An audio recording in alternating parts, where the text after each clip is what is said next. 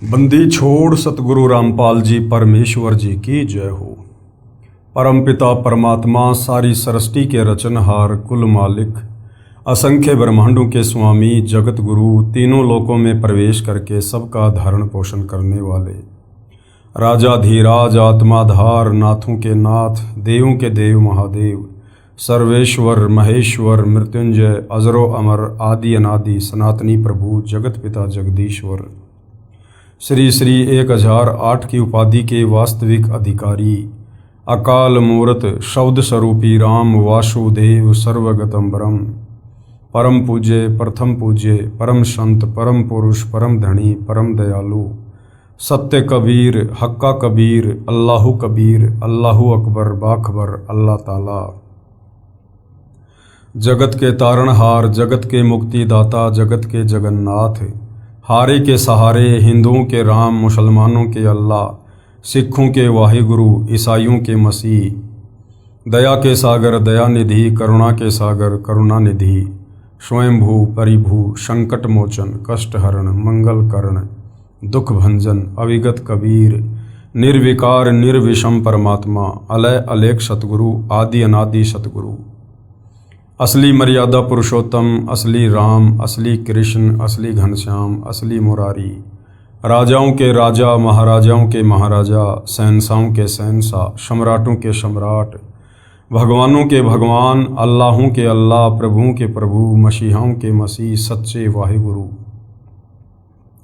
बाबाओं के बाबा पीरों के पीर सेठों के सेठ जगत सेठ सावलसा सेठ सर्वगुण संपन्न अनंत कोटि कलाओं के स्वामी अनंत कोटि ब्रह्मांडों के नायक योगियों में महायोगी ध्यानियों में महाध्यानी सिद्धों में परम सिद्ध ज्ञानियों में तत्व ज्ञानी ब्रह्म ज्ञानी महाज्ञानी परम ज्ञानी सर्वश्रेष्ठ ज्ञानी विज्ञानी युवा कबीर समर्थ कबीर असमवात अमित ओजा सच्चे रहनुमा करीम अल्लाह सुभान अल्लाह दुनिया के अंतिम पैगंबर 8 सितंबर 1951 से गांव धनाना जिला सोनीपत हरियाणा भारतवर्ष की पावन भूमि पे पर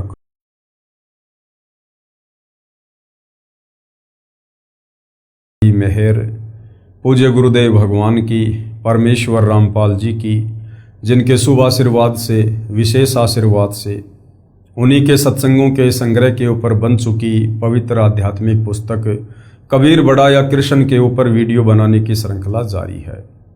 इसी श्रृंखला में आज हमारा ये 29वें नंबर का वीडियो है।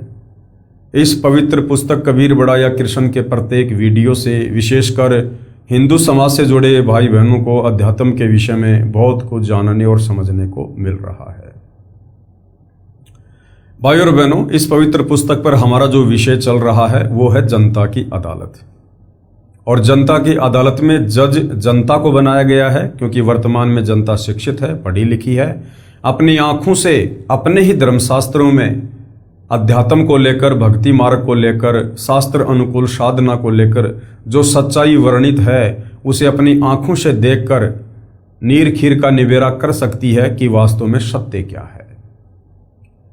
और जो मुकदमा चल रहा है वो है कबीर बड़ा या कृष्ण, यानी सुप्रीम गॉड कौन है, सारी सृष्टि के रचयिता कौन परमात्मा है, तीनों लोकों में प्रवेश करके सबका धारण पोषण करने वाले भगवान कौन है। ये विषय जनता की अदालत में चल रहा है। और इस विषय को लेकर श्री कृष्ण उर्फ विष्णु जी को पूर्ण परमात्मा बताते हुए उनके वकील बनकर जनता की अदालत में जो पैरवी कर रहे हैं वो हैं हिंदू धर्म के तमाम धर्मगुरु आचार्य शंकराचार्य। उनका कहना है कि श्री कृष्ण उर्फ विष्णु ही पूर्ण परमात्मा है, इन्होंने ही गीता जी का ज्ञान दिया है और इन्हीं की भक्ति से मुक्ति होगी। सभी शास्त्रों में इन्हीं को परमात्मा बताया गया है। ये अविनाशी हैं, अजरो अमर हैं, इनके कोई माता पिता नहीं हैं। तो दूसरी तरफ इन तमाम हिंदू धर्मगुरु आचार्य शंकराचार्यों की इन बातों का प्रमाणित हिंदू धर्म ग्रंथों से ही खंडन करते हुए कबीर जी के वकील सतगुरु रामपाल जी ने जनता के सामने ये क्लियर कर दिया है कि श्री कृष्ण उर्फ विष्णु ये पूर्ण परमात्मा नहीं है। श्री कृष्ण उर्फ विष्णु ये अजरो अमर नहीं है, अविनाशी नहीं है, ये तो नाशवान भगवान है। इनका जन्म होता है, इनकी मृत्यु होती है, इनके माता पिता भी हैं। इनकी माता का नाम दुर्गा है, इनके पिता का नाम काल ब्रह्म है। और जनता अब धीरे धीरे अध्यात्म में रुचि लेते हुए आगे बढ़ रही है। सतगुरु रामपाल जी से अध्यात्म को लेकर तरह तरह के सवाल कर रही है और सतगुरु रामपाल जी उनके प्रत्येक सवाल का प्रमाणिक जवाब भी दे रहे हैं। और जनता को अच्छे से समझाने के लिए आदरणीय धर्मदास जी की अमर कथा सुनाते हुए सतगुरु रामपाल जी जिज्ञासु जनता की शंकाओं का समाधान कर रहे हैं। तो इसी विषय में हम आगे बढ़ते हैं। 84 लाख प्रकार के जीवों से मानव देह उत्तम है। 84 लाख प्रकार की योनियां हैं, जिनमें विशेषकर 4 भाग बनाए गए हैं। यानी 84 लाख योनियों को 4 भागों में विभाजित किया गया है। अंडज, जो अंडे से उत्पन्न होते हैं, जेरज, जो जेर में लिपटकर जो है गर्भ से बाहर आते हैं, और श्वेतज, जो पसीने आदि से उत्पन्न होते हैं, और उद्भुज, जो अपने आप ही उत्पन्न हो जाते हैं।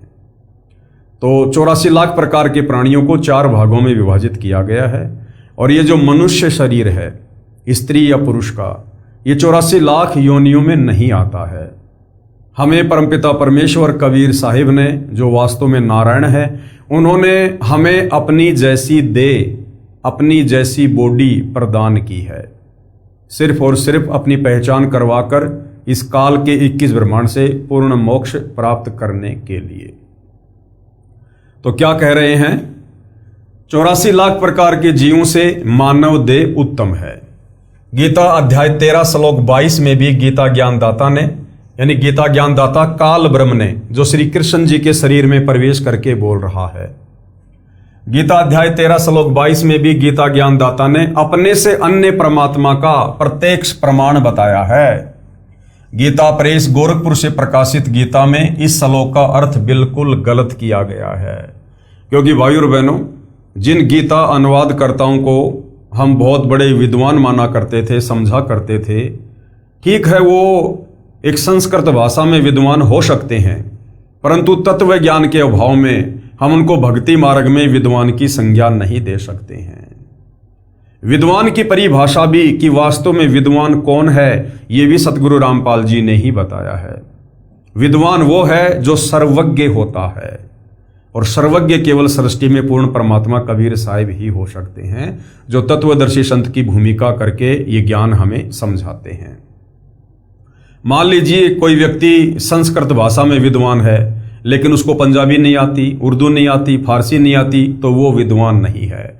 अगर किसी को उर्दू, फारसी या पंजाबी आती है तो उसको अन्य भाषाओं का ज्ञान नहीं, तो हम उसे वास्तव में विद्वान नहीं कह सकते हैं। तो विद्वान भी इस सृष्टि में कबीर भगवान ही हैं, उनके अलावा कोई विद्वान नहीं है। तो गीता अनुवादकर्ता ने गीता अध्याय 13 श्लोक 22 का गलत अनुवाद किया है, और इस अध्याय में गीता अनुवादकर्ता ने, जय दयाल गोविंदका ने, आत्मा को ही परमात्मा की संज्ञा दी है, जो गलत है, जबकि आत्मा परमात्मा का अंश है। पेश है गीता अध्याय 13 श्लोक 22 की फोटोकॉपी। इस देह में, यानी इस शरीर में स्थित यह आत्मा वास्तव में परमात्मा ही है, जबकि आत्मा परमात्मा नहीं है। जिस प्रकार बाप और बेटे का संबंध है, उसी प्रकार से आत्मा और परमात्मा का संबंध है। आत्मा को परमात्मा ने अपने वचन से, शब्द से उत्पन्न किया है, लेकिन वो परमात्मा सदैव आत्मा के साथ रहता है। जिस प्रकार सूर्य एक जगह पर बहुत दूर होते हुए भी, और वो प्रत्येक के साथ रहता है, उसकी उष्णता के रूप में, यानी सूर्य की जो ऊर्जा है, जो उष्णता है, वो प्रत्येक व्यक्ति के साथ रहती है, परंतु सूर्य अलग है। देह में स्थित यह आत्मा वास्तव में परमात्मा ही है। वही साक्षी होने से, उपद्रष्टा और यथार्थ सम्मति देने वाला होने से, अनुमंता, सबका धारण पोषण करने वाला होने से भरता, जीव रूप से भोगता, ब्रह्मा आदि का भी स्वामी होने से महेश्वर, और शुद्ध सच्चिदानंद घनम होने से परमात्मा, ऐसा कहा गया है। अब यथार्थ अनुवाद परम पूज्य सतगुरु रामपाल जी हमें बता रहे हैं, क्योंकि परम पूज्य सतगुरु रामपाल जी वास्तव में विद्वान हैं। ये स्वयं कबीर परमेश्वर हैं जो वर्तमान में धरती पर तत्वदर्शी संत की भूमिका कर रहे हैं। जैसे पूर्व के श्लोकों में वर्णन आया है कि परमात्मा प्रत्येक जीव के साथ ऐसे रहता है जैसे सूर्य प्रत्येक घड़े के जल में स्थित दिखाई देता है, उस जल को अपनी उष्णता दे रहा है। इसी प्रकार परमात्मा प्रत्येक जीव के हृदय कमल में ऐसे विद्यमान है जैसे सौर ऊर्जा संयंत्र जहां भी लगा है तो वह सूर्य से उष्णता प्राप्त करके ऊर्जा संग्रह करता है। इसी प्रकार प्रत्येक जीव के साथ परमात्मा रहता है। इसलिए इस श्लोक यानी गीता अध्याय 13 श्लोक 22 में कहा है कि वह परमात्मा सब प्रभुओं का भी स्वामी होने से, महेश्वर सब का धारण पोषण करने से भरता और शतलोक में बैठा प्रत्येक प्राणी की प्रत्येक गतिविधि को देखने वाला होने से उपद्रष्टा जीव परमात्मा की शक्ति से सर्व कार्य करता है। जीव परमात्मा का अंश है। आत्मा क्या है? परमात्मा का अंश है, ना कि परमात्मा। रामायण में भी कहा है, रामायण में क्या बताया गया है आत्मा और परमात्मा को लेकर? ईश्वर अंश जीव अविनाशी, जिस कारण से जीव जो कुछ भी अपने किए कर्म का सुख दुख भोगता है तो अपने अंश के सुख दुख का परमात्मा को भी एहसास होता है। सूक्ष्म वेद में लिखा है, कबीर कहे मेरे जीव को दुख ना दीजियो कोय, भगत दुखाए मैं दुखी मेरा आपा भी दुखी होए। जिस प्रकार भाई और बहनों शरीर के किसी भी अंग पर चोट लगती है तो हमें पीड़ा होती है, उसी प्रकार आत्मा परमात्मा का अंश है और यदि आत्मा दुखी होती है तो परमात्मा भी उसके दुख में दुखी होता है। गीता अध्याय 17 श्लोक 5 और 6 में भी कहा है कि जो शास्त्र विरुद्ध घोर तप को तपते हैं वे परमात्मा को दुखी करने वाले, घोर कष्ट देने वाले अज्ञानी घोर नरक में गिरते हैं। यानी परमात्मा भी दुख को महसूस करता है, इसलिए भोक्ता कहलाता है। प्रत्येक प्राणी को गुप्त रूप से उचित राय देता है, जिस कारण से परमात्मा अनुमंता कहलाता है। परमात्मा शब्द का संधि विच्छेद है परम प्लस आत्मा, यानी श्रेष्ठ आत्मा परमात्मा। यदि कोई दुख का भोग भी देता है, सुख का भोग भी देता है, जैसे कर्म करेगा जीव वैसे अवश्य भोगेगा, तो वह परमात्मा नहीं कहा जा सकता, वह श्रेष्ठ आत्मा नहीं होता। जैसे इस काल यानी ब्रह्म के लोक में विधान है कि जैसा कर्म करोगे वैसा फल आपको भगवान अवश्य देगा। तो ये प्रभु स्वामी तो है परंतु परम आत्मा नहीं है। कौन? ये काल ब्रह्म। ये यहां पर नकली भगवान बनकर बैठा है, नकली परमात्मा। इस मानव शरीर में दूसरा परमात्मा जो जीव के साथ अभिन्न रूप से रहता है, जैसे सूर्य प्रत्येक को अपनी ऊर्जा देता है, उसी प्रकार ये दूसरा परमात्मा उपरोक्त महिमा वाला है। कौन? परम अक्षर ब्रह्म कबीर भगवान। जैसे सौर ऊर्जा से जो बल्ब जगता है उसमें सूर्य होता है, यानी सूर्य की ऊर्जा कार्य करती है। इसी प्रकार पूर्ण परमात्मा की भूमिका समझो। आत्मा ही परमात्मा नहीं, लेकिन आत्मा के अंदर परमात्मा की शक्ति काम करती है, उनकी ऊर्जा काम करती है। गीता अध्याय 13 श्लोक 23 में भी अन्य परमात्मा बताया है, यानी गीता ज्ञानदाता से, काल ब्रह्म से अन्य कोई श्रेष्ठ परमात्मा है। कहा है कि जो संत उपरोक्त प्रकार से परमात्मा प्रकृति तथा गुणों सहित जानता है, वह संत साधक सब प्रकार से परमात्मा में लीन रहता हुआ पुनर्जन्म को प्राप्त नहीं होता, अर्थात उसका पूर्ण मोक्ष हो जाता है। यानी जो भगत इस आत्मा के विषय में जान लेता है, यानी जिसको आत्मज्ञान हो जाता है, जो परमात्मा के विषय में जान लेता है, जिसको परमात्म ज्ञान हो जाता है, और जो इस 21 ब्रह्मांड के स्वामी ज्योति निरंजन के विषय में तत्व से जान लेता है, तत्वदर्शी संत की शरण में आने के बाद वो पूर्णतया भक्ति करके यहां से मुक्त हो जाता है। पेश है गीता अध्याय 13 श्लोक 23 की फोटोकॉपी। इस प्रकार पुरुष को यानी परमात्मा को और गुणों के सहित प्रकृति को जो मनुष्य तत्व से जानता है, वह सब प्रकार से कर्तव्य कर्म करता हुआ यानी अपनी भक्ति मर्यादाओं में रहता हुआ भी फिर नहीं जन्मता, यानी उसका पूर्ण मोक्ष हो जाता है। गीता अध्याय 13 श्लोक 24 भी अन्य परमात्मा का वर्णन करता है, जो गीता ज्ञानदाता से अन्य है। कहा है कि जो परमात्मा सूर्य के सदृश जीवात्मा के साथ अभेद रूप से रहता है, उसको साधक यानी भगत ध्यान द्वारा दिव्य दृष्टि से हृदय में देखते हैं। जैसे बिजली को टेस्टर द्वारा देख लेते हैं, अन्य साधक ज्ञान सुनकर विश्वास करके परमात्मा का स्वरूप स्वीकार कर लेते हैं। अन्य भगत जन कर्म योगेन यानी परमात्मा के कर्मों अर्थात लीलाओं को देखकर परमात्मा का अस्तित्व जान लेते हैं। जैसे संसार में लगभग 7 अरब जनसंख्या है, किसी का भी चेहरा एक दूसरे से नहीं मिलता। कवि ने कहा है, कई अरब बनाए बंदे, आंख नाक कान हाथ लगाए, एक दूसरे के नाल कोई भी रड़दे नहीं रड़ाए। इससे भी सिद्ध होता है कि कोई सर्वज्ञ शक्ति है, उसे परमात्मा कहा जाता है। कुछ भगत जन परमात्मा के इस प्रकार के कार्य देखकर परमात्मा को मानते हैं। पेश है गीता अध्याय 13 श्लोक 24 की फोटोकॉपी। परमात्मा को कितने ही मनुष्य तो शुद्ध हुई सूक्ष्म बुद्धि से ध्यान के द्वारा हृदय में देखते हैं, अन्य कितने ही ज्ञान योग के द्वारा और दूसरे कितने ही कर्म योग के द्वारा देखते हैं अर्थात प्राप्त करते हैं। गीता अध्याय 13 श्लोक 25 में कहा है कि जो शिक्षित नहीं और जो न ध्यान करते हैं, न ज्ञान को समझ पाते हैं और न वे परमात्मा की संरचना से परमात्मा को समझ पाते हैं, वे अन्य शिक्षित विद्वान व्यक्तियों से परमात्मा की महिमा सुनकर मान लेते हैं कि जब ये शिक्षित और ज्ञानी व्यक्ति कह रहा है तो परमात्मा है। फिर वे उपासना यानी भक्ति करने लग जाते हैं। वे उसे सुनने के कारण परमात्मा के अस्तित्व को मानकर उपासना करने के कारण इस मृतलोक मृत्यु संसार से पार हो जाते हैं। पेश है गीता अध्याय 13 श्लोक 25 की फोटोकॉपी।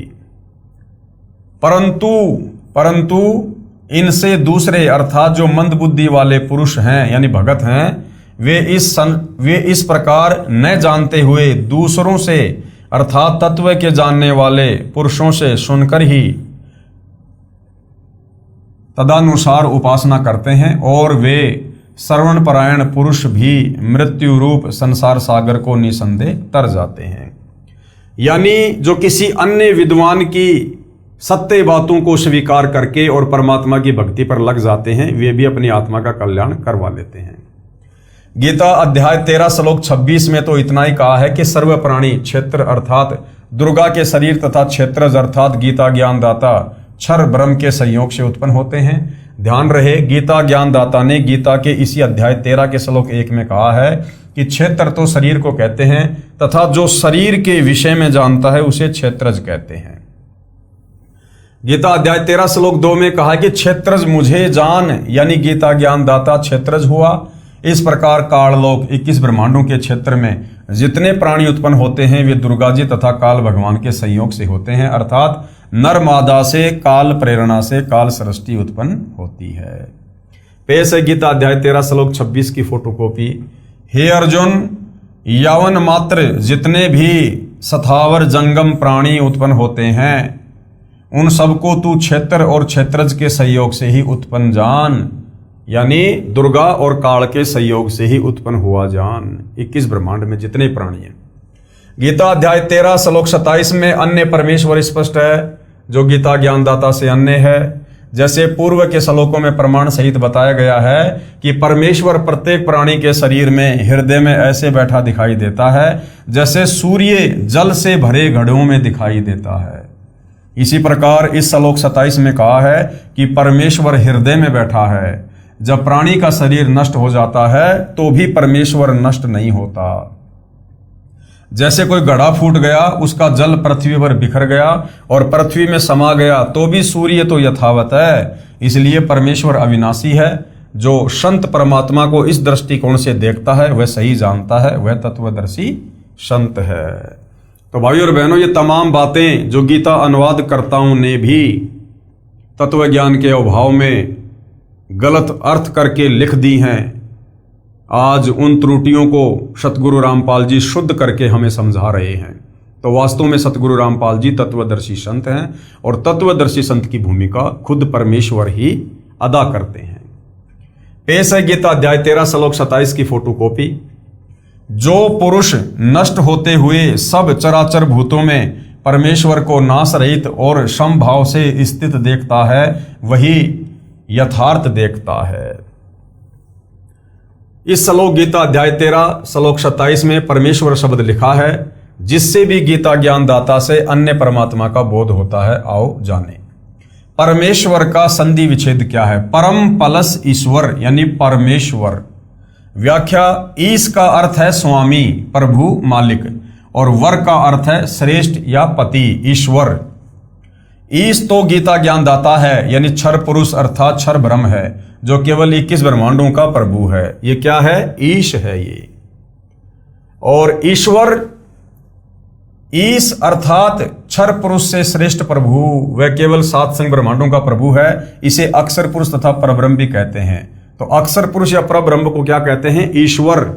यानी ये 21 ब्रह्मांड के ईश काल से उत्तम है, इसलिए इसको ईश्वर कहते हैं। और जो सबसे उत्तम है, ईश और ईश्वर से भी जो श्रेष्ठ है, वो है परम ईश्वर, परमेश्वर। नंबर 3, परमेश्वर। ईश्वर अर्थात अक्षर पुरुष से परम अर्थात श्रेष्ठ है, जो असंख्य ब्रह्मांडों का प्रभु है, उसे परम अक्षर ब्रह्म भी कहा जाता है। गीता अध्याय 8 श्लोक 3 में प्रमाण है। गीता अध्याय 15 श्लोक 16-17 में भी 3 पुरुषों का वर्णन है। क्षर पुरुष यानी ये काल ब्रह्म, ये गीता ज्ञानदाता ईश है, तथा अक्षर पुरुष ये ईश्वर है। तथा गीता अध्याय 15 श्लोक 17 में कहा है कि उत्तम पुरुष है, यानी पुरुषोत्तम अर्थात वास्तव में सर्वश्रेष्ठ प्रभु तो ऊपर के श्लोक गीता अध्याय 15 श्लोक 16 में कहे, दोनों क्षर पुरुष तथा अक्षर पुरुष से भिन्न है, उसी को वास्तव में परमात्मा कहा जाता है, परम ईश्वर कहा जाता है। और वही तीनों लोकों, क्षर पुरुष के 21 ब्रह्मांडों का क्षेत्र काल लोक कहा जाता है, तथा अक्षर पुरुष के 7 संग ब्रह्मांडों के क्षेत्र को परब्रह्म का लोक कहा जाता है। और ऊपर 4 लोक हैं, सतलोक, अलखलोक, अगमलोक तथा अकैलोक का क्षेत्र अमर लोक परमेश्वर का लोक कहा जाता है। इस प्रकार 3 लोकों का यहाँ पर वर्णन है। इन तीनों लोकों में प्रवेश करके सबका धारण पोषण करता है, वह वास्तव में अविनाशी परमेश्वर है। गीता अध्याय 13 श्लोक 27 में परमेश्वर शब्द है, जो गीता ज्ञानदाता से भिन्न सर्वशक्तिमान, सर्व का पालन करता का बोधक है। गीता अध्याय 13 श्लोक 28 में भी गीता ज्ञानदाता से अन्य प्रभु का प्रमाण है। इस श्लोक में ईश्वर शब्द परमेश्वर का बोधक है। जैसे ईश का अर्थ स्वामी, वर का अर्थ श्रेष्ठ, वास्तव में सबका ईश स्वामी तो परम अक्षर ब्रह्म है, वही श्रेष्ठ ईश है, इसलिए ईश्वर शब्द प्रकरणवश पूर्ण परमात्मा का बोधक है। यदि अन्य ईश नकली स्वामी नहीं होते तो ईश्वर तथा परमेश्वर शब्दों की आवश्यकता ही नहीं होती। इसलिए इस लोक में ईश्वर शब्द सत्य पुरुष का बोध जानो। पेश है गीता अध्याय 13 श्लोक 28 की फोटोकॉपी। क्योंकि जो पुरुष सब में समभाव से स्थित परमेश्वर को समान देखता हुआ अपने द्वारा अपने को नष्ट नहीं करता, इससे वह परम गति को प्राप्त होता है। गीता अध्याय 13 श्लोक 28 का भावार्थ है कि गीता ज्ञानदाता ने कहा है कि जो साधक यानी जो भगत सब प्रकार से परमेश्वर को समभाव में देखता हुआ अपनी आत्मा को अपनी अज्ञान आत्मा द्वारा नष्ट नहीं करता, अर्थात वह परमात्मा को सही समझकर उसकी साधना करके उससे दूसरी गति अर्थात मोक्ष को प्राप्त होता है, अर्थात वह साधक गीता ज्ञानदाता वाली परम गति जो गीता अध्याय 8 श्लोक 13 में कही है, उससे अन्य गति जो गीता अध्याय 15 श्लोक 4 में कही है, उसे प्राप्त होता है। गीता अध्याय 13 श्लोक 30 में स्पष्ट है कि गीता ज्ञानदाता ने अपने से अन्य परमात्मा की महिमा बताई है। इस श्लोक में भी गीता अध्याय 18 श्लोक 66 वाला एक शब्द है जिसका अर्थ उस एक परमात्मा किया है, इसलिए गीता अध्याय 18 श्लोक 66 में एकम शरणम व्रज कहा है। उसका अर्थ भी उस एक परमात्मा की शरण में जा सही अर्थ है। कहा है कि जो संत सर्व प्राणियों की स्थिति भिन्न भिन्न होते हुए भी एक परमात्मा सर्वशक्तिमान के अंतर्गत मानता है, तो वह समझो सच्चिदानंद घन ब्रह्म अर्थात परम अक्षर ब्रह्म को प्राप्त हो गया है। वह सत्य भक्ति करके उस परमेश्वर को प्राप्त हो जाता है। गीता अध्याय 13 श्लोक 30 की फोटोकॉपी।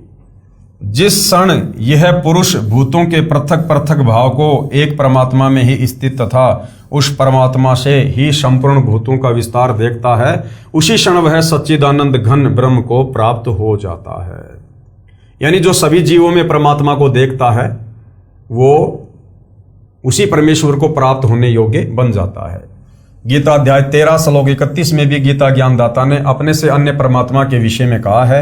इस श्लोक में परमात्मा शब्द है जिसकी स्पष्ट परिभाषा गीता अध्याय 15 श्लोक 17 में बताई है। कहा है कि जो उत्तम पुरुष अर्थात सर्वश्रेष्ठ प्रभु है, उत्तम पुरुष तु अन्य परमात्मा इति उदाहरते, वह तीनों लोकों में प्रवेश करके सबका धारण पोषण करता है। ये लोक त्रिरम अवश्य विवर्ती अवय ईश्वर है, वह वास्तव अविनाशी परमेश्वर है, उसी को परमात्मा कहा जाता है। वह क्षर पुरुष यानी काल तथा अक्षर पुरुष यानी परब्रह्म से अन्य है। पेश है गीता अध्याय 13 श्लोक 31 की फोटोकॉपी। हे अर्जुन, अनादि होने से और निर्गुण होने से यह अविनाशी परमात्मा शरीर में स्थित होने पर भी वास्तव में न तो कुछ करता है और न ही लिप्त ही होता है।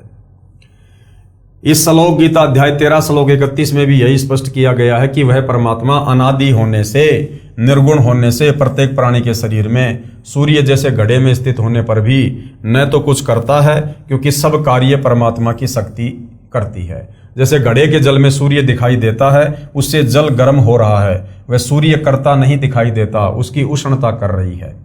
सूर्य कुछ नहीं करता दिखता और न ही परमात्मा उस शरीर में लिप्त होता है, जैसे सूर्य घड़े के जल में लिप्त नहीं होता। गीता अध्याय 13 श्लोक 32 में भी यही प्रमाण है। गीता अध्याय 13 श्लोक 33 में आत्मा और शरीर की स्थिति बताई है। फिर गीता अध्याय 13 श्लोक 34 में गीता ज्ञानदाता ने अपने से अन्य परमेश्वर की जानकारी दी है। कहा है कि इस प्रकार क्षेत्र यानी शरीर तथा क्षेत्रज यानी गीता ज्ञानदाता के भेद को तथा कर्म करते करते भक्ति करके काल की प्रकृति अर्थात काल जाल से मुक्त जो साधक ज्ञान नेत्रों द्वारा जानकर तत्वदर्शी संत की खोज करके सत्य शास्त्र अनुकूल साधना करके तत्व ज्ञान को समझकर उस परम अर्थात दूसरे परम ब्रह्म परमात्मा को प्राप्त होते हैं। उपरोक्त विवरण से स्पष्ट हुआ कि गीता ज्ञानदाता से अन्य पूर्ण परमात्मा है, जिसकी भक्ति की साधना करके साधक उस पूर्ण मोक्ष को प्राप्त हो जाता है, जो गीता अध्याय 15 श्लोक 4 में वर्णित है कि तत्व ज्ञान की प्राप्ति के पश्चात परमेश्वर के उस परम पद को खोजना चाहिए, जहां जाने के पश्चात साधक फिर लौटकर संसार में कभी नहीं आता। अर्थात इतने सारे जो श्लोक दिखाए गए हैं गीता जी के, ये सारे के सारे श्लोक यही प्रमाणित करते हैं कि गीता ज्ञानदाता काल ब्रह्म से अन्य कोई पूर्ण परमात्मा है, सर्वश्रेष्ठ परमात्मा है, जो तीनों लोकों में प्रवेश करके सबका धारण पोषण करता है और उसी को इष्ट मानकर भक्ति करनी चाहिए पूर्ण मोक्ष के लिए। पेश है गीता अध्याय 13 श्लोक 34 की फोटोकॉपी। इस प्रकार क्षेत्र और क्षेत्रज के भेद को तथा कार्य सहित प्रकृति से मुक्त होने को जो पुरुष ज्ञान नेत्रों द्वारा तत्व से जानते हैं, वे महात्मा जन परम ब्रह्म परमात्मा को प्राप्त होते हैं। यानी जैसे वर्तमान में आप और हम सभी भगत भाई बहन तत्वदर्शी सतगुरु रामपाल जी की शरण में आने के बाद उनके सत्संग सुनकर हमें 21 ब्रह्मांड के स्वामी क्षर पुरुष काल ब्रह्म की स्थिति का पता चल गया, उसकी पत्नी दुर्गा की स्थिति का पता चल गया, ब्रह्मा विष्णु महेश की और अन्य देवताओं की स्थिति का पता चल गया, सात संग ब्रह्मांड के स्वामी अक्षर पुरुष यानी परब्रह्म की स्थिति का पता चल गया, और ऊपर के चारों अजरों अमर लोकों के विषय में भी परमेश्वर ने हमें भली भांति परिचित करवा दिया। तो यह है तत्व ज्ञान। इस तत्व ज्ञान को अच्छे से समझने के बाद साधक यहां से मुक्त हो जाता है। अब सारांश बताया है गुरुदेव ने। पूर्वोक्त प्रमाणों से तथा इस गीता अध्याय 13 के उपरोक्त प्रमाणों से स्पष्ट हुआ कि गीता ज्ञानदाता से अन्य परम अक्षर ब्रह्म अर्थात पूर्ण परमात्मा है, जिसकी शरण में जाने के लिए गीता ज्ञानदाता ने गीता अध्याय 2 श्लोक 17 में तथा गीता अध्याय 18 श्लोक 46, 61, 62, 66 में कहा है, वही पूर्ण मोक्षदायक है, वही पूजा करने योग्य है, वही सबका रचनहार है, वही सबका पालनहार है, धारण करने वाला सर्व सुखदायक है, उसको परमात्मा कहा जाता है। यानी गीता ज्ञानदाता काल ब्रह्म तो खुद अपने से अन्य उस सर्वश्रेष्ठ परमात्मा की महिमा कर रहा है कि उसी की शरण में जाने से, और उसकी शरण में कैसे जाएंगे, गीता अध्याय 4 श्लोक 34 के अनुसार पहले तत्वदर्शी संत को अपना गुरु धारण करो। वो तत्वदर्शी संत फिर आपको परमात्म ज्ञान बताएगा, पूर्ण मोक्ष प्राप्ति की विधि बताएगा। उसके बाद हम उस परमेश्वर के परम धाम को प्राप्त होते हैं। पेश है गीता अध्याय 2 श्लोक 17 की फोटोकॉपी। नाश रहित तो तू उसको जान, जिससे यह संपूर्ण जगत दृश्य वर्ग यानी व्याप्त है। इस अविनाशी का विनाश करने में कोई भी समर्थ नहीं है। खुद गीता ज्ञानदाता अपने से अन्य किसी और परमात्मा को अविनाशी बता रहा है। पेश है गीता अध्याय 18 श्लोक 46, 61, 62 तथा 66 की फोटोकॉपियां। गीता अध्याय 18 श्लोक 46 की फोटोकॉपी। जिस परमेश्वर से संपूर्ण प्राणियों की उत्पत्ति हुई है और जिससे यह समस्त जगत व्याप्त है, उस परमेश्वर की अपने स्वाभाविक कर्मों द्वारा पूजा करके मनुष्य परम सिद्धि को प्राप्त हो जाता है। गीता अध्याय 18 श्लोक 61 की फोटोकॉपी। हे अर्जुन, शरीर रूप यंत्र में आरूढ़ हुए संपूर्ण प्राणियों को अंतर्यामी परमेश्वर अपनी माया से उनके कर्मों के अनुसार भ्रमण कराता हुआ सब प्राणियों के हृदय में स्थित है। यानी अपने से अन्य परमात्मा के विषय में गीता ज्ञानदाता बता रहा है। गीता अध्याय 18 श्लोक 62 की फोटोकॉपी। हे भारत, तू सब प्रकार से उस परमेश्वर की ही शरण में जा। गीता ज्ञानदाता अपने से अन्य उस परम अक्षर ब्रह्म की शरण में जाने के लिए अर्जुन को कह रहा है। अर्थात गीता ज्ञानदाता सुप्रीम गॉड नहीं है। अगर ये सुप्रीम गॉड होता तो अपने से अन्य किसी और परम अक्षर ब्रह्म की शरण में जाने को नहीं कहता। उस परमात्मा की कृपा से ही तू परम शांति को तथा सनातन परम धाम को प्राप्त होगा। परम शांति यानी तेरा जन्म मरण का रोग समाप्त हो जाएगा और परम धाम यानी सतलोक को प्राप्त हो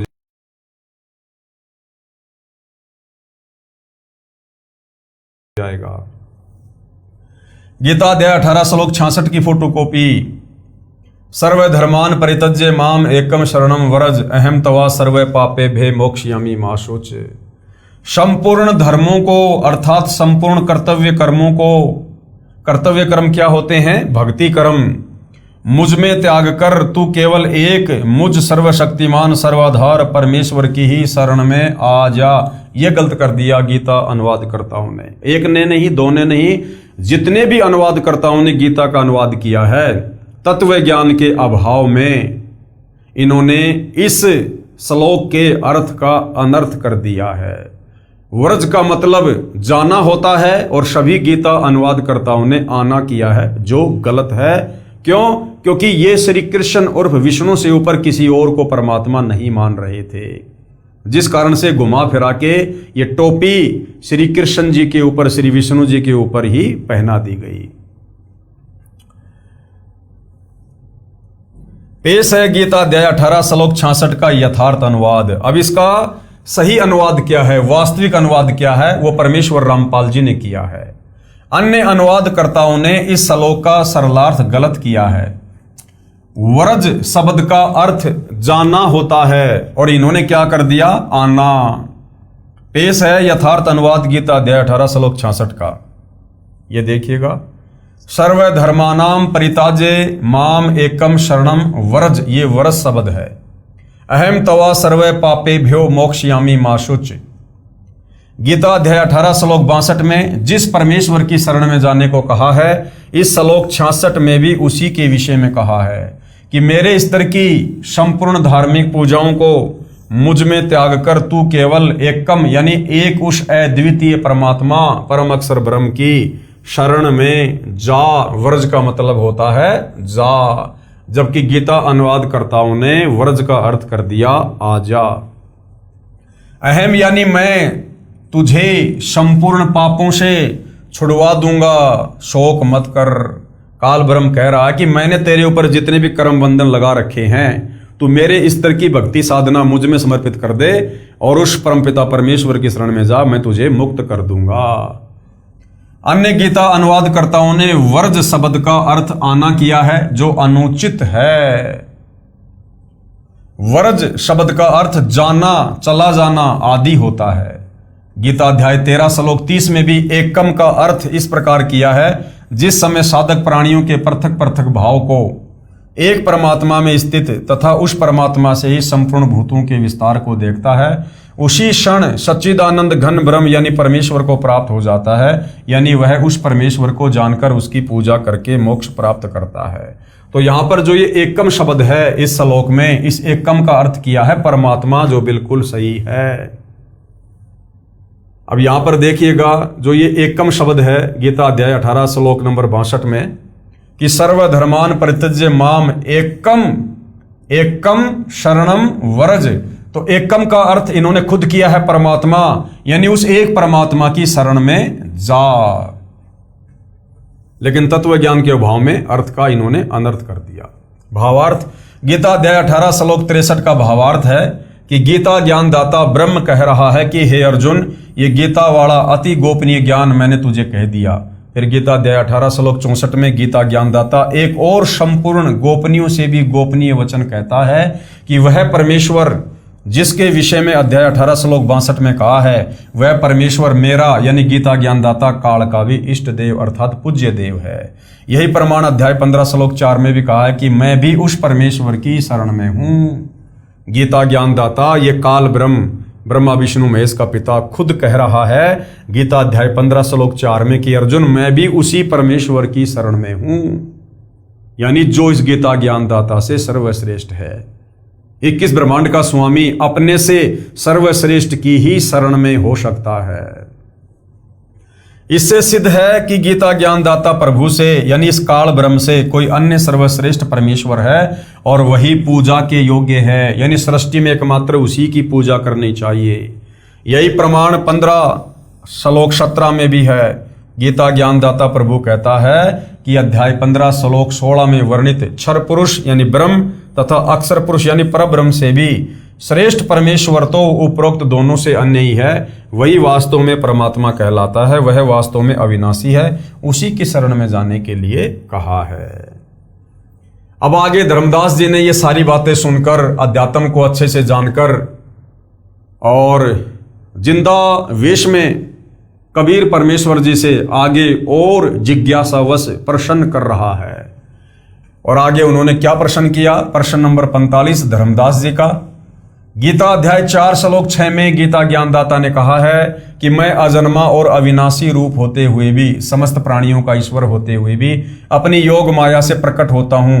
इसमें श्री कृष्ण जी अपने आप को समस्त प्राणियों का अविनाशी ईश्वर कह रहे हैं, अपने को अजन्मा भी कहा है। तो परमेश्वर ने जिंदा रूप में क्या उत्तर दिया? उत्तर जिंदा परमेश्वर का, हे धर्मदास जी, गीता ज्ञानदाता काल ब्रह्म ने श्री कृष्ण जी के शरीर में प्रवेश करके कहा है, श्री कृष्ण जी की कोई भूमिका नहीं है। गीता ज्ञान देने वाला काल ब्रह्म है और गीता ज्ञानदाता ने कहा है कि जितने प्राणी मेरे 21 ब्रह्मांडों में मेरे अंतर्गत हैं, मैं उनका श्रेष्ठ प्रभु हूं, भगवान हूं। यही प्रमाण गीता अध्याय 15 श्लोक 18 में भी है कि गीता ज्ञानदाता ने कहा है कि मैं लोकवेद यानी सुनी सुनाई बातों के आधार से अपने 21 ब्रह्मांडों वाले लोक में पुरुषोत्तम यानी परमात्मा प्रसिद्ध हूं, क्योंकि मैं शरीरधारी प्राणियों से तथा अविनाशी जीवात्मा से भी श्रेष्ठ हूं, जो मेरे अंतर्गत मेरे 21 ब्रह्मांडों में है। वास्तव में पुरुषोत्तम तो कोई अन्य ही है, जिसका वर्णन गीता अध्याय 15 श्लोक 17 में बता दिया गया है। तो ये काल ब्रह्म जो है ये अविनाशी नहीं है, ये सर्वश्रेष्ठ परमात्मा नहीं है। अन्यथा गीता में अनेक जगह पर अपने से अन्य किसी अन्य परमेश्वर की शरण में जाने की सलाह अर्जुन को नहीं देता। गीता अध्याय 4 श्लोक 6 में यह भी कहा है कि मैं अज यानी अजन्मा अर्थात मैं तुम्हारी तरह जन्म नहीं लेता, मैं लीला से प्रकट होता हूं। क्योंकि इस काल को और दुर्गा को कबीर परमेश्वर जी की तरफ से एक वरदान है, ये आप और हमारी तरह किसी स्त्री के गर्भ से जन्म नहीं लेते हैं। जब 21 ब्रह्मांड वाली सृष्टि का विनाश हो जाता है तो कबीर परमेश्वर जी के आशीर्वाद से इस काल का और दुर्गा का भी शरीर छूटता है और शरीर छोड़ते समय इनको भी भयंकर पीड़ा का अनुभव करना पड़ता है। और उसके बाद कबीर परमेश्वर जी की वचन शक्ति से उनके वरदान के अनुसार इनको ऑटोमेटिक युवा शरीर पुनः प्राप्त हो जाता है। गीता के अध्याय 4 श्लोक 6 में यह कहा है कि मैं अजन्मा अर्थात मैं तुम्हारी तरह जन्म नहीं लेता, मैं लीला से प्रकट होता हूं। जैसे गीता अध्याय 10 में विराट रूप दिखाया था, फिर अध्याय 10 श्लोक 2 में स्पष्ट किया कि मेरी उत्पत्ति होती है। गीता अध्याय 4 श्लोक 6 में कहा है कि मेरी आत्मा अमर है। फिर कहा है कि अपनी लीला से उत्पन्न होता हूं। यहां पर उत्पन्न होने की बात है, यह खुद स्वीकार कर रहा है कि मैं भी उत्पन्न होता हूं, लेकिन लीला से, क्योंकि यह काल ब्रह्म अक्षर पुरुष के एक युग के उपरांत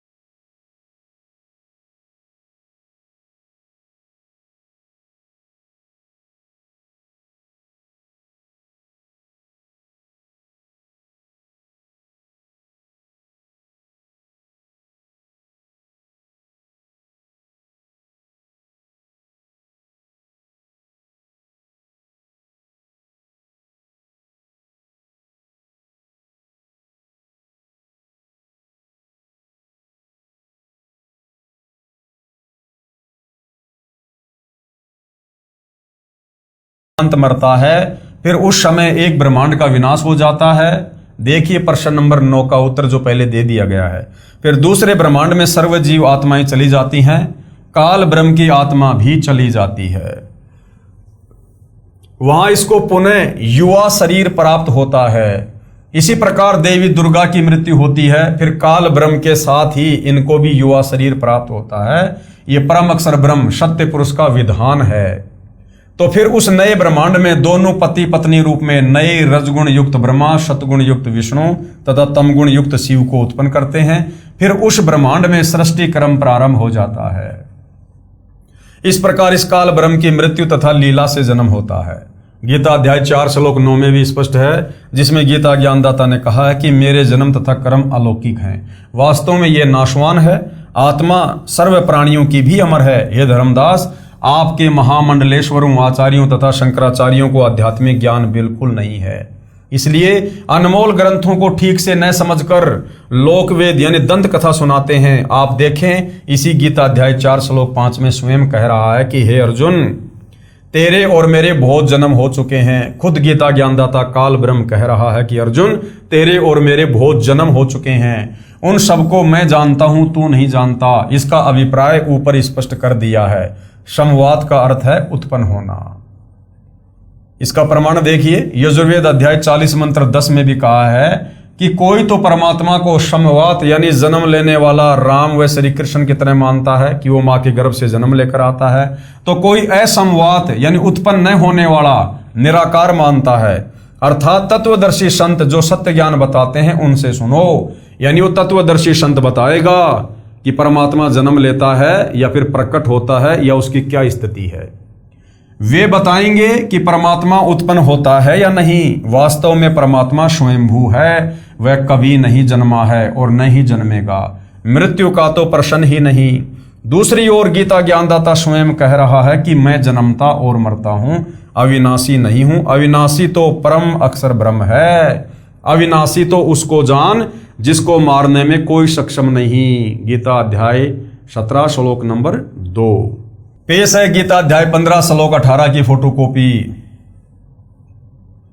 क्योंकि मैं नाशवान जड़ वर्ग क्षेत्र से तो सर्वथा अतीत हूं और अविनाशी जीव आत्मा से भी उत्तम हूं। कौन कह रहा है? ये काल ब्रह्म। इसलिए लोक में और वेद में भी पुरुषोत्तम नाम से प्रसिद्ध हूं। ये 21 ब्रह्मांड का स्वामी काल ब्रह्म अपने अंतर्गत 21 ब्रह्मांड में जितनी भी आत्माएं हैं उन सब से ये सर्वश्रेष्ठ है, उत्तम है।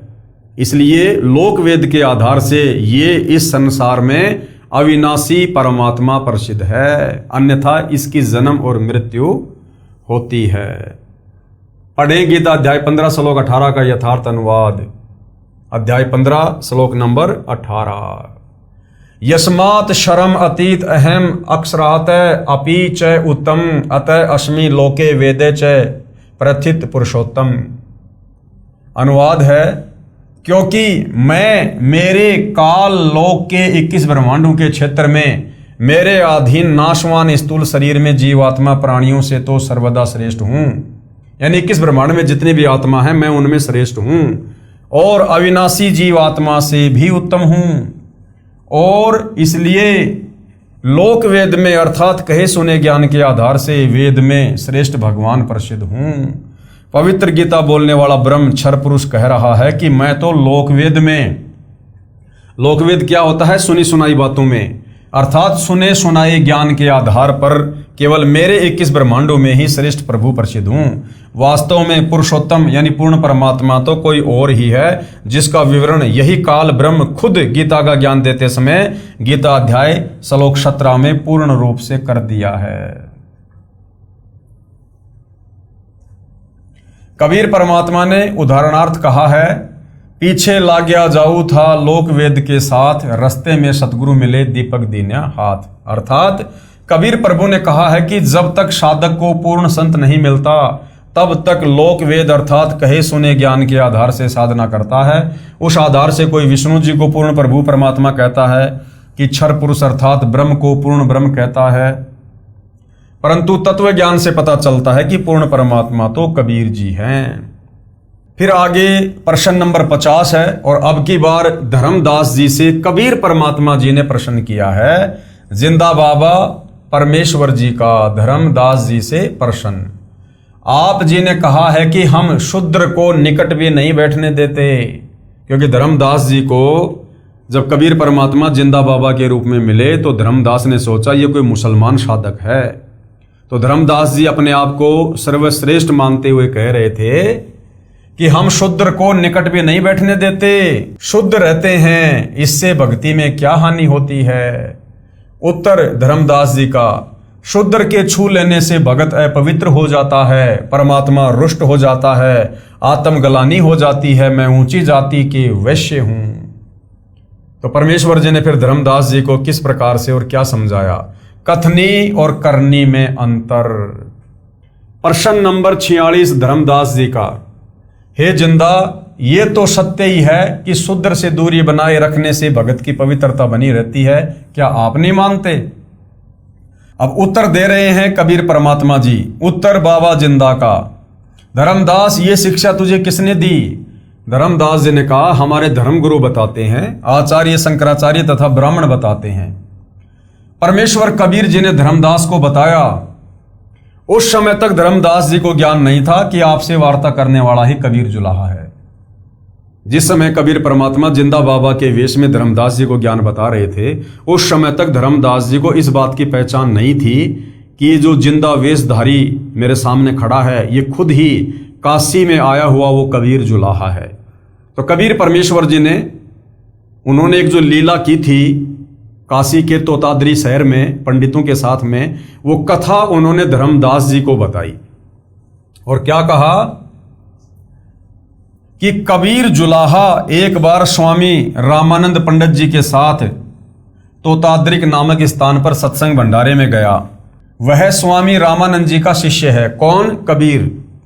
सत्संग में मुख्य पंडित आचार्यों ने सत्संग में बताया कि भगवान राम ने शुद्र भीलनी के जूठे बेर खाए। भगवान तो समदृष्टि थे, वे तो प्रेम से प्रसन्न होते हैं। भगत को ऊंचे नीचे का अंतर नहीं देखना चाहिए, श्रद्धा देखी जाती है।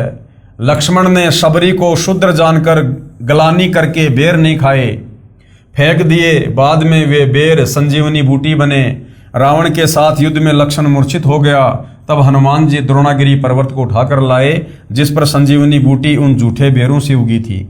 उस बूटी को खाने से लक्ष्मण सचेत हुआ, जीवन रक्षा हुई। शबरी की भगवान के प्रति ऐसी श्रद्धा थी, किसी की श्रद्धा को ठेस नहीं पहुंचानी चाहिए। सत्संग के तुरंत बाद लंगर साथ भेदभाव नहीं करते। भगवान राम ने जो शूद्र समझी जाती थी उस भीलनी के बेर खाए थे। इस प्रकार की बातें वो पंडित कर रहे थे, लेकिन उसके बाद उनकी करनी और कथनी में कितना अंतर था। पंडितों ने पहले ही योजना बना रखी थी कि स्वामी रामानंद ब्राह्मण के साथ शूद्र जुलाहा कबीर भी आया है, वह स्वामी रामानंद का शिष्य है और रामानंद जी के साथ खाना खाएगा। हम ब्राह्मणों का अपमान होगा, इसलिए 2 स्थानों पर लंगर शुरू कर दिया। जो पंडितों के लिए भंडारा था उसमें खाना खाने के लिए एक शर्त रखी कि जो पंडितों वाले भंडारे में खाना खाएगा उसको वेदों के 4 मंत्र सुनाने होंगे, क्योंकि पंडितों ने सोचा कि कबीर तो अनपढ़ है, उसे तो वेद मंत्रों का ज्ञान नहीं, उसे तो संस्कृत भाषा आती नहीं है, तो वो हम ब्राह्मणों के साथ में भोजन नहीं कर पाएगा। उसको वेदों के 4 मंत्र सुनाने होंगे। जो मंत्र नहीं सुना पाएगा वह सामान्य भंडारे में भोजन खाएगा। सबको पता था कि कबीर जुलाहा काशी वाला तो अशिक्षित है, उसको वेद मंत्र कहां से याद हो सकते हैं। सब पंडित जी 4 वेद मंत्र सुना सुनाकर पंडितों वाले भोजन भंडारे में प्रवेश कर रहे थे। पंक्ति लगी थी, उसी पंक्ति में कबीर जुलाहा भी खड़ा था। वेद मंत्र सुनाने कि कबीर जी की बारी आई। थोड़ी दूर पर एक भैंसा यानी झोटा घास चर रहा था। कबीर जी ने भैंसे को पुकारा और कहा कि हे भैंसे पंडित, यहां आइएगा। भैंसा दौड़ा दौड़ा आया, कबीर जी के पास आकर खड़ा हो गया। कबीर जी ने भैंसे की कमर पर हाथ रखा और कहा कि हे विद्वान भैंसे, वेद के 4 मंत्र सुना। भैंसे ने यजुर्वेद अध्याय 5 का मंत्र 32 सुनाया, जिसका भावार्थ भी बताया कि जो परम शांतिदायक, जो पाप नाश कर सकता है, जो बंधनों का शत्रु अर्थात बंदी छोड़ है, वह कबीर है। स्वयं प्रकाशित अर्थात तेजो में शरीर वाला, शतलोक वाला अर्थात वह शतलोक में निवास करता है। सब भगवानों का भी भगवान अर्थात सर्वशक्तिमान सम्राट यानी महाराजा है, वह कबीर देव यानी कबीर परमेश्वर है। यजुर्वेद अध्याय 5 का मंत्र नंबर ये 32 है जो अभी आपको दिखाया गया है।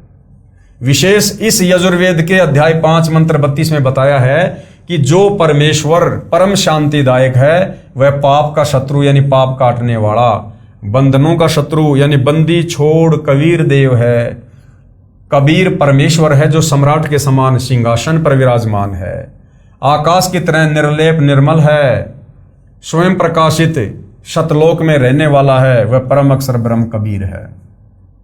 दूसरा मंत्र क्या सुनाया? ऋग्वेद मंडल 9 सूक्त 86 मंत्र 26 सुनाया, जिसका भावार्थ है कि परमात्मा ऊपर के लोक से गति यानी प्रस्थान करके आता है, नेक आत्माओं को मिलता है, भक्ति करने वालों के संकट समाप्त करता है, वह कबीर देव कबीर परमेश्वर है। ये प्रमाण ऋग्वेद मंडल 9 सूक्त 86 मंत्र 26 और 27 आप जियों के सामने है, देख सकते हैं। विवेचन, ये फोटोकॉपी ऋग्वेद मंडल 9 सूक्त 86 मंत्र 26 की है जो आर्य समाज के आचार्यों व महर्षि दयानंद के चेलों द्वारा अनुवादित है, जिसमें स्पष्ट है कि यज्ञ करने वाले अर्थात धार्मिक अनुष्ठान करने वाले यजमानों अर्थात भक्तों के लिए परमात्मा सब रास्तों को सुगम करता हुआ अर्थात जीवन रूपी सफर के मार्ग को दुखों रहित करके सुगम बनाता हुआ उनके विघ्नों अर्थात संकटों का मर्दन करता है अर्थात समाप्त करता है, भक्तों को पवित्र अर्थात पाप रहित विकार रहित करता है। जैसा कि अगले मंत्र 27 में कहा है कि जो परमात्मा धूलोक अर्थात शतलोक के तीसरे पृष्ठ पर विराजमान है, वहां पर परमात्मा के शरीर का प्रकाश बहुत अधिक है।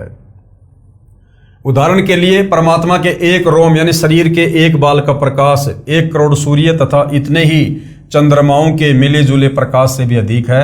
यदि वह परमात्मा उसी प्रकाश युक्त शरीर से पृथ्वी पर प्रकट हो जाए तो हमारी चरम दृष्टि उन्हें देख नहीं सकती। जैसे उल्लू पक्षी दिन में सूर्य के प्रकाश के कारण कुछ भी नहीं देख पाता है, यही दशा मनुष्यों की हो जाए। इसलिए वह परमात्मा अपने रूप अर्थात शरीर के प्रकाश को सरल करता हुआ उस स्थान से जहां परमात्मा ऊपर रहता है वहां से गति करके यानी चलकर बिजली के समान क्रीड़ा अर्थात लीला करता हुआ चलकर आता है। श्रेष्ठ पुरुषों को मिलता है यानी परमात्मा चाहने वाली अच्छी आत्माओं को मिलता है। यह भी स्पष्ट है कि आप कवि अर्थात कबीर देव हैं, हम उन्हें कबीर साहिब कह देते हैं। ये देखिएगा श्लोक आप जियों के सामने है। विवेचन, ये फोटोकॉपी ऋग्वेद मंडल 9 सूक्त 86 के मंत्र 27 की है। इसमें स्पष्ट है कि परमात्मा धूलोक अर्थात अमरलोक के तीसरे पृष्ठ अर्थात भाग पर विराजमान है। शतलोक अर्थात शाश्वत स्थान के 3 भाग हैं। एक भाग में वन पहाड़ झरने बाग बगीचे आदि हैं, ये बाहरी भाग है अर्थात बाहरी भाग है। जैसे भारत की राजधानी दिल्ली भी 3 भागों में बटी है। बाहरी दिल्ली जिसमें गांव खेत खलियान और नहरें हैं, दूसरा बाजार बना है, तीसरा संसद भवन तथा कार्यालय है। इसके पश्चात धूलोक में बस्तियां हैं, सपरिवार मोक्ष प्राप्त हंस आत्माएं रहती हैं। पृथ्वी पर जैसे भगत को भगतात्मा कहते हैं, इसी प्रकार शतलोक में हंस आत्मा कहलाते हैं। तीसरे भाग में सर्वोपरि परमात्मा का सिंहासन है, उसके आसपास केवल नर आत्माएं रहती हैं। वहां स्त्री पुरुष का जोड़ा नहीं है। वे यदि अपना परिवार चाहते हैं तो शब्द यानी वचन से केवल पुत्र उत्पन्न कर लेते हैं। इस प्रकार शाश्वत स्थान अर्थात सतलोक 3 भागों में परमात्मा ने बांट रखा है। वहां यानी सतलोक में प्रत्येक स्थान पर रहने वालों में वृद्धावस्था नहीं है, वहां मृत्यु नहीं है। इसलिए गीता अध्याय 7 श्लोक 29 में कहा कि जो जरा अर्थात वृद्धावस्था तथा मरण अर्थात मृत्यु से छूटने का प्रयत्न करते हैं वे तत्ब्रह्म अर्थात परम अक्षर ब्रह्म को जानते हैं। शतलोक में सत्य पुरुष रहता है, वहां पर जरा मरण नहीं है यानी बुढ़ापा और मृत्यु नहीं है, और बच्चे युवा होकर सदा युवा ही रहते हैं। उसके बाद भैसे राम ने तीसरा जो मंत्र सुनाया वो था ऋग्वेद मंडल 9 सूक्त 96 मंत्र 17 सुनाया, जिसका भावार्थ है कि कवि यानी कबीर अर्थात कबीर परमात्मा स्वयं पृथ्वी पर प्रकट होकर तत्व ज्ञान प्रचार करता है। कबीर वाणी यानी कबीर वाणी कहलाती है। सत्य आध्यात्मिक ज्ञान तत्व ज्ञान को कबीर परमात्मा लोकोक्तियों, दोहों, शब्दों, चौपाइयों व कविताओं के रूप में पदों में कबीर वाणी द्वारा बोलकर सुनाता है। ये प्रमाण है ऋग्वेद मंडल 9 सूक्त 96 मंत्र 16 से 17 आप जियों के सामने हैं ये दो मंत्र। ऋग्वेद मंडल 9 सूक्त 96 के मंत्र 16 में कहा है कि हे परमात्मन, आप अपने श्रेष्ठ गुप्त नाम का ज्ञान करवाइए। उस नाम को मंत्र 17 में बताया कि वह कवि यानी कबीर देव है। मंत्र 17 की केवल हिंदी। परमेश्वर जानबूझकर तत्व ज्ञान बताने के उद्देश्य से शिशु रूप में प्रकट होता है। उनके ज्ञान को सुनकर भक्तों का बहुत बड़ा समूह उस परमात्मा का अनुयायी बन जाता है। वह ज्ञान बुद्धिजीवी लोगों को समझ में आ जाता है। वे उस परमेश्वर की स्तुति भक्ति तत्व ज्ञान के आधार से करते हैं। वह भक्ति शीघ्र लाभ देने वाली होती है। वह परमात्मा अपने तत्व ज्ञान को कवित्व से अर्थात कवियों की तरह दोहों, शब्दों, लोकोक्तियों, चौपाइयों द्वारा, कबीर वाणी द्वारा अर्थात कबीर वाणी द्वारा शुद्ध ज्ञान को ऊंचे स्वर में गरज गरज कर बोलते हैं। वह कवि की तरह आचरण करने वाला कबीर देव संत रूप में प्रकट अमर परमात्मा होता है। ऋग्वेद मंडल 9 सूक्त 96 मंत्र 17। विशेष इस मंत्र के मूल पाठ में 2 बार कवि शब्द है। आर्य समाज के अनुवादकर्ताओं ने एक कवि का अर्थ ही नहीं किया।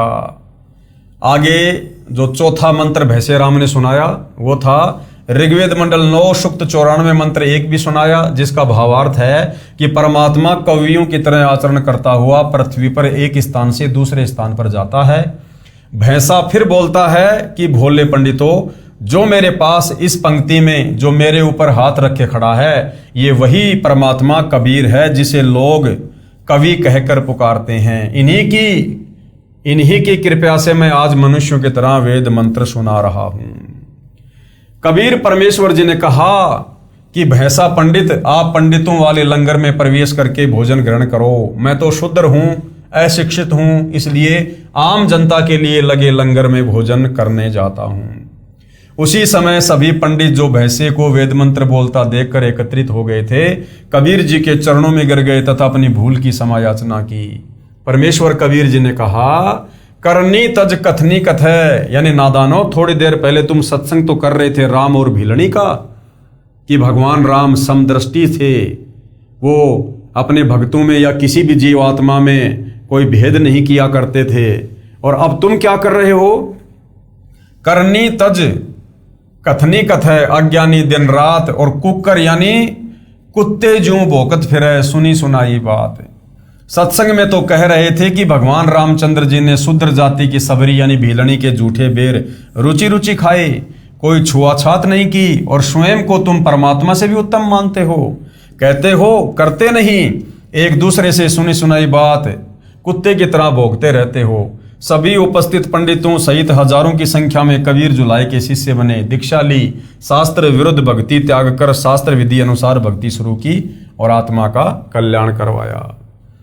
प्रमाण ऋग्वेद मंडल 9 सूक्त 94 मंत्र 1 जो अभी आपको बता दिया गया है। विवेचन ऋग्वेद मंडल 9 सूक्त 94 मंत्र 1 का अनुवाद भी आर्य समाज के विद्वानों द्वारा किया गया है। पुस्तक विस्तार को ध्यान में रखते हुए उन्हीं के अनुवाद से अपना मत सिद्ध करते हैं। जैसे पहले लिखे वेद मंत्रों में बताया गया है कि परमात्मा अपने मुख कमल से वाणी उच्चारण करके तत्व ज्ञान बोलता है। लोकोक्तियों के माध्यम से, कवित्व से, दोहों, शब्दों, साखियों, चौपाइयों के द्वारा वाणी बोलने से प्रसिद्ध कवियों में से भी एक वो कवि की उपाधि प्राप्त करता है। उसका नाम कबीर देव अर्थात कबीर साहिब है।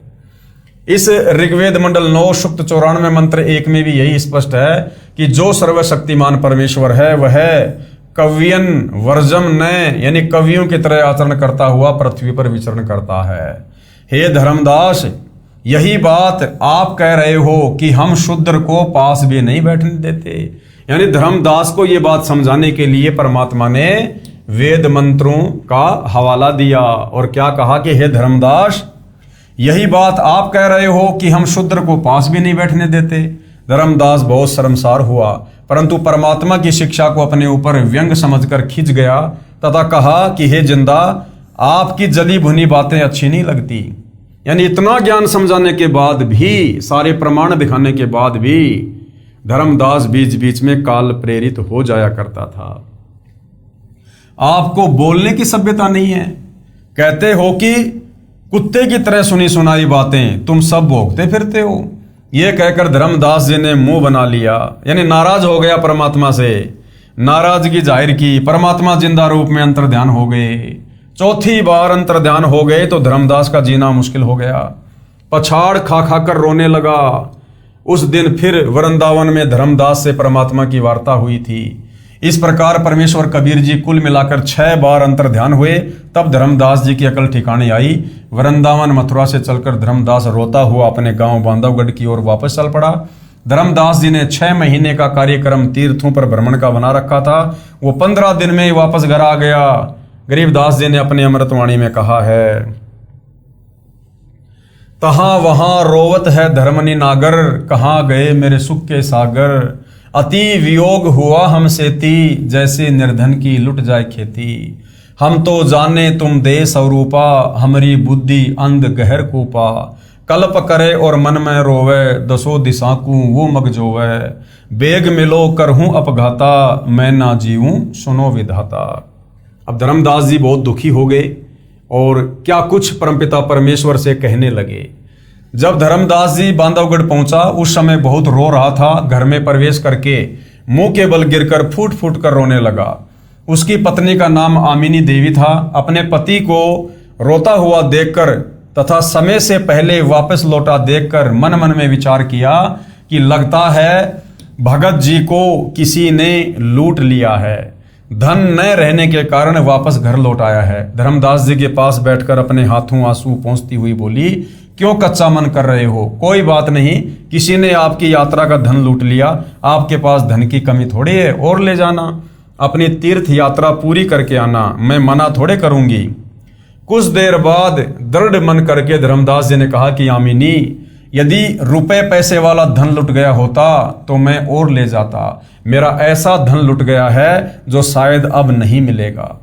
वह मैंने अपने हाथों अपनी मूर्खता से गवाया है। जिंदा महात्मा से हुई सारी ज्ञान चर्चा तथा जिंदा बाबा से सुनी सृष्टि रचना आमिनी देवी को सुनाई। सर्व ज्ञान परमाणु सहित देखकर आमिनी ने कहा कि सेठ जी, आप तो निपुण व्यापारी थे, कभी घाटे का सौदा नहीं करते थे। इतना प्रमाणित ज्ञान फिर भी आप नहीं माने। साधु को तो नाराज होना ही था। कितनी बार आपको मिले, बच्चे की तरह समझाया, आपने उस दाता को क्यों ठुकराया? धर्मदास ने कहा, आमिनी, जीवन में पहली बार हानि का सौदा किया है। ये हानि अब पूर्ति नहीं हो पाएगी। वह धन नहीं मिला तो मैं जीवित नहीं रह पाऊंगा। धर्मदास जी को सतलोक में लेकर जाना। उसके बाद भाई और बहनों, काफी समय के बाद, लगभग 6 महीने के बाद, आदरणीय धर्मदास जी की परमात्मा के प्रति वो तड़प, वो कशक दिन ब दिन बढ़ती चली गई। और अंत में धर्मदास जी ने निर्णय कर लिया कि यदि अब मुझे परमात्मा वापस नहीं मिलेंगे तो मैं आत्मघात करूंगा, आत्महत्या करूंगा। तो 6 महीने के बाद कबीर परमात्मा उसी जिंदा वेश में पुनः धर्मदास जी को मिलते हैं और उसके बाद धर्मदास जी की जिद पर उन्हें सतलोक के दर्शन करवाकर वापस लाते हैं।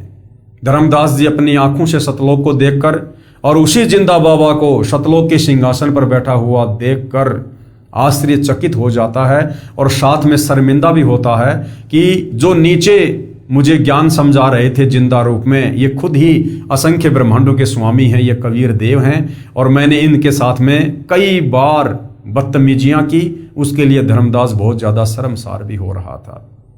तो आगे की क्या घटना है, किस प्रकार से परमात्मा धर्मदास जी को मिले, उनकी आत्मा को शरीर से निकालकर सतलोक लेकर गए, पुनः धर्मदास जी को वापस छोड़ा, उसके बाद फिर आगे क्या होता है, ये जनता की अदालत में जनता को समझाते हुए सतगुरु रामपाल जी धर्मदास जी की अमर कथा सुना रहे हैं। आगे इस कथा में क्या होगा, क्या नहीं होगा, इस विषय पर हम अगले एपिसोड में चर्चा करेंगे। तब तक पूज्य गुरुदेव भगवान हम सबको आज्ञा दें, आशीर्वाद दें, सद्बुद्धि दें। बंदी छोड़ सतगुरु रामपाल जी परमेश्वर जी की जय हो।